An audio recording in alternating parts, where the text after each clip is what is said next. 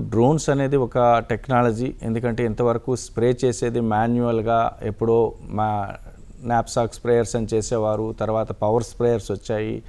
ఇప్పుడు ఫార్మర్స్ ఆ స్ప్రేయర్ యొక్క health is important, time is very very crucial and efficiency కూడా చూసుకోవాలి.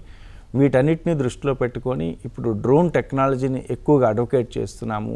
ఇఫ్కో వారి సహకారంతో అసలు ఆ డ్రోన్స్ని తర్వాత government of India and state government కలిసి కిసాన్ డ్రోన్ స్కీమ్ అనేటువంటిది ఇచ్చింది. ఇప్పటికే సుమారు ఈ కింద 24-25లో ఒక 800 వరకు గ్రౌండ్ చేస్తున్నాము.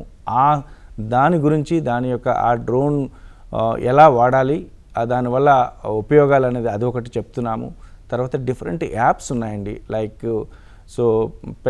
నేషనల్ పెస్ట్ సర్వేలెన్స్ సిస్టమ్ NPSSకి సంబంధించిన యాప్, లేకపోతే ఆంధ్రప్రదేశ్ సంబంధించిన APSS సంబంధించింది. లైక్ అగ్రి స్టాక్ యొక్క ఇంపార్టెన్సు.